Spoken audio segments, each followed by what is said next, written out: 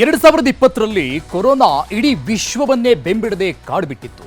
ಆ ಕರಾಳ ದಿನದಿಂದ ಭಾರತ ಸೇರಿ ಎಲ್ಲಾ ದೇಶಗಳು ಕೂಡ ಹೊರಬಂದಿತ್ತು. ಇದೀಗ ಮತ್ತೆ ಕೊರೋನಾ ಸೋಂಕು ದೇಶಕ್ಕೆ ಕಾಲಿಟ್ಟಿದೆ. ಕರ್ನಾಟಕ ಸೇರಿ ದೇಶದ ಹಲವೆಡೆ ಸೋಂಕು ಹರಡೋಕೆ ಶುರು ಮಾಡಿದೆ. ಈ ಮಧ್ಯೆ ಬೆಂಗಳೂರಲ್ಲಿ ಸೋಂಕು ಒಂದು ಜೀವವನ್ನು ಕೂಡ ಬಲಿ ಪಡೆದುಕೊಂಡಿದೆ.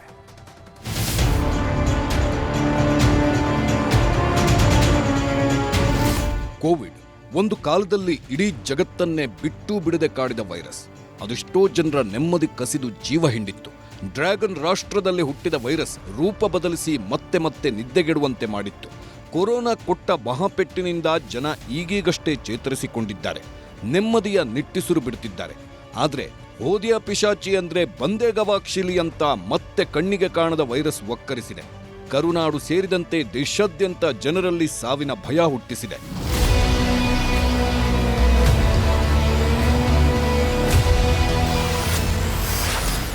ಬೆಂಗಳೂರಲ್ಲಿ ಮತ್ತೆ ಕೊರೋನಾ ಆತಂಕ. ವೃದ್ಧ ಬಲಿ, ಮತ್ತಿಬ್ಬರಲ್ಲಿ ಸೋಂಕು ಪತ್ತೆ.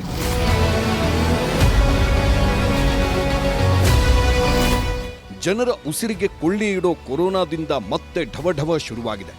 ಜಗತ್ತನ್ನೇ ನಡುಗಿಸಿದ ಸೋಂಕು ಕರುನಾಡಿಗೂ ಕಾಲಿಟ್ಟಿದ್ದು ಆತಂಕ ಹುಟ್ಟಿಸಿದೆ. ಡ್ರ್ಯಾಗನ್ ಪಾಪದ ಕೂಸಿನ ಓಟಕ್ಕೆ ಬೆಂಗಳೂರಲ್ಲಿ ಮತ್ತೊಂದು ಬಲಿಯಾಗಿದೆ.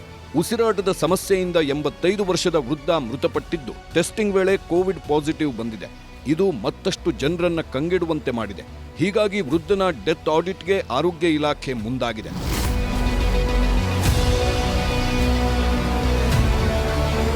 ರಾಜ್ಯದಲ್ಲಿ ಸದ್ಯ ಸಕ್ರಿಯ ಪ್ರಕರಣಗಳ ಸಂಖ್ಯೆ 47ಕ್ಕೇರಿದ್ದು, ಈ ಮಧ್ಯೆ ಸಿಲಿಕಾನ್ ಸಿಟಿಯಲ್ಲಿ ಮತ್ತಿಬ್ಬರಿಗೆ ಸೋಂಕು ದೃಢಪಟ್ಟಿದೆ. ಮಲ್ಲೇಶ್ವರಂನಲ್ಲಿ 45 ವರ್ಷದ ಮತ್ತು ರಾಜಾಜಿನಗರದಲ್ಲಿ 38 ವರ್ಷದ ವ್ಯಕ್ತಿಗೆ ಕೋವಿಡ್ ಪಾಸಿಟಿವ್ ಬಂದಿದೆ. ಯಾವುದೇ ಟ್ರಾವೆಲ್ ಹಿಸ್ಟರಿ ಇಲ್ಲದಿದ್ರೂ ಸೋಂಕು ಪತ್ತೆಯಾಗಿದ್ದು, ಸೋಂಕಿತರು ಹೋಮ್ ಐಸೋಲೇಷನ್ನಲ್ಲಿದ್ದಾರೆ. ಕೋವಿಡ್ ಕಟ್ಟಿ ಹಾಕುವುದಕ್ಕೆ ಎಲ್ಲಾ ರೀತಿಯ ಸಿದ್ಧತೆ ಮಾಡಿಕೊಳ್ಳಲಾಗಿದೆ. ಯಾರೂ ಭಯಪಡುವ ಅಗತ್ಯ ಇಲ್ಲ ಅಂತಾರೆ ಸಚಿವ ದಿನೇಶ್ ಗುಂಡೂರಾವ್.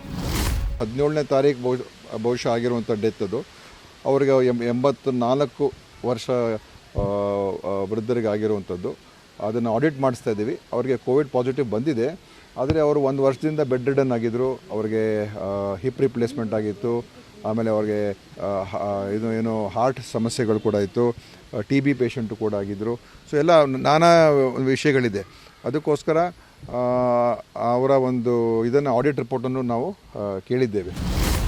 3 ವರ್ಷಗಳ ಹಿಂದೆ ಮನೆಯಲ್ಲೂ ಆತಂಕದ ಗೂಡು ಕಟ್ಟಿದ್ದ ಕೊರೋನಾದಿಂದ ಆರೋಗ್ಯ ಇಲಾಖೆಗೆ ಟೆನ್ಷನ್ ಶುರುವಾಗಿದೆ. ಹೀಗಾಗಿ ಮುಂಜಾಗ್ರತಾ ಕ್ರಮಕ್ಕೆ ಮುಂದಾಗಿದೆ.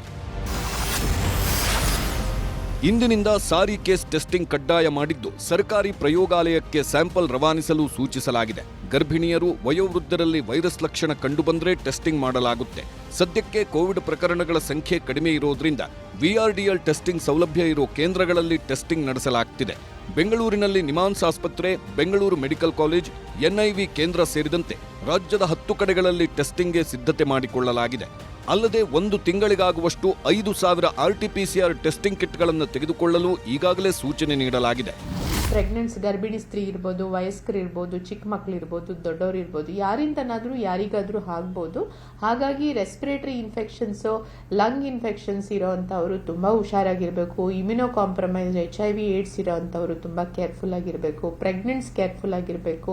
ಓವರ್ ಕ್ರೌಡೆಡ್ ಪ್ಲೇಸಸ್ ಅವಾಯ್ಡ್ ಮಾಡಬೇಕು. ಮನೇಲಿ ಯಾರಿಗಾದರೂ ನೆಗಡಿ, ಕೆಮ್ಮು, ಫ್ಲೂ ಆ ಥರ ಇದ್ದರೆ ಅವರನ್ನು ಸ್ವಲ್ಪ ಐಸೋಲೇಟ್ ಮಾಡ್ಕೋಬೇಕು. ಅವರಿಂದ ದೊಡ್ಡವ್ರನ್ನ, ಹಿರಿಕರನ್ನ ಅಥವಾ ಪ್ರೆಗ್ನೆಂಟ್ಸ್ ಇದ್ದರೆ ಮನೆಯಲ್ಲಿ ಅವರಿಂದ ಮಾಸ್ಕ್ ಹಾಕ್ಕೊಂಡು ದೂರ ಇರೋವಂಥ ಒಂದು ವ್ಯವಸ್ಥೆಯನ್ನು ಮಾಡ್ಕೋಬೇಕಾಗತ್ತೆ. ಈಗ JN1 ಮತ್ತೆ JN1 ಇಂದ ತಳಿಗಳು ಬರ್ತಾ ಇದೆ. ಆದರೆ ಈ ತಳಿಗಳೆಲ್ಲ ಮ್ಯೂಟೆಂಟ್ ಆಗಿರೋದ್ರಿಂದ ಅಷ್ಟೊಂದು ಭಯ ಪಡಬೇಕಾದಂಥ ವಿಷಯ ಇಲ್ಲ. ಮೊದಲಾದರೆ ಬಹಳ ಸಿವಿಯರ್ ಇನ್ಫೆಕ್ಷನ್ಸ್ ಆಗ್ತಾ ಇತ್ತು ಕೋವಿಡ್-19 ಇಂದ. ಈ ತಳಿಗಳಲ್ಲಿ ಬರ್ತಾ ಬರ್ತಾ ಮ್ಯೂಟೇಷನ್ ಆಗಿ ಅದು ಕಡಿಮೆ ಆಗಿದೆ. ಶಾಲೆ ಪುನಾರಂಭ ಹೊತ್ತಲ್ಲೇ ಕಂಟಕ. ಮೇ 29ರಿಂದ ರಾಜ್ಯದಲ್ಲಿ ಶಾಲಾ ಕಾಲೇಜುಗಳು ಪುನಾರಂಭವಾಗ್ತಿವೆ. ಬ್ಯಾಗ್ ಹಿಡಿದು ಸ್ಕೂಲ್ಗಳತ್ತ ಹೆಜ್ಜೆ ಹಾಕೋದಕ್ಕೆ ಮಕ್ಕಳು ರೆಡಿಯಾಗಿದ್ರು. ಇದೇ ಹೊತ್ತಲ್ಲೇ ಕೊರೋನಾ ಒಕ್ಕರಿಸಿದ್ದು ಪೋಷಕರಲ್ಲಿ ಆತಂಕ ಹುಟ್ಟಿಸಿದೆ. ಹೀಗಾಗಿ ಮಕ್ಕಳಿಗೆ ಮಾಸ್ಕ್ ಧರಿಸಿ ಶಾಲೆಗೆ ಕಳಿಸುವಂತೆ ಆಡಳಿತ ಮಂಡಳಿಗಳು ಸೂಚಿಸಿವೆ. ಯಾವುದೇ ಮಕ್ಕಳಿಗೆ ಜ್ವರ ಅಥವಾ ಕೆಮ್ಮು, ನೆಗಡಿ ಕಂಡು ಬಂದಲ್ಲಿ ಅವರನ್ನ ಐಸೋಲೇಟ್ ಮಾಡೋದು, ಮತ್ತೆ ಪಾಲಕ ಪೋಷಕರಿಗೂ ಕೂಡ ಅಷ್ಟೇ ಜವಾಬ್ದಾರಿ ಇರುತ್ತೆ. ತಮ್ಮ ಮನೆಯಲ್ಲಿ ಇಂಥ ಯಾವುದೇ ಸಿಂಪ್ಟಮ್ಸ್ ಬಂದರೂ ಕೂಡ ಅವರನ್ನ ಶಾಲೆಗೆ ಕಳಿಸಬಾರ್ದು. 4 ರಾಜ್ಯಗಳಲ್ಲಿ ಕೊರೋನಾ ಸೋಂಕು ಸ್ಫೋಟ. ಎಚ್ಚರಿಕೆ ವಹಿಸಲು ಕೇಂದ್ರದಿಂದ ಸಂದೇಶ. ಇನ್ನು ಕರ್ನಾಟಕ ಹೊರತುಪಡಿಸಿದ್ರೆ ಕೇರಳ, ತಮಿಳುನಾಡು, ಮಹಾರಾಷ್ಟ್ರ ಹಾಗೂ ದೆಹಲಿಯಲ್ಲಿ ಕೊರೋನಾ ಸೋಂಕು ಸ್ಫೋಟಗೊಂಡಿದೆ.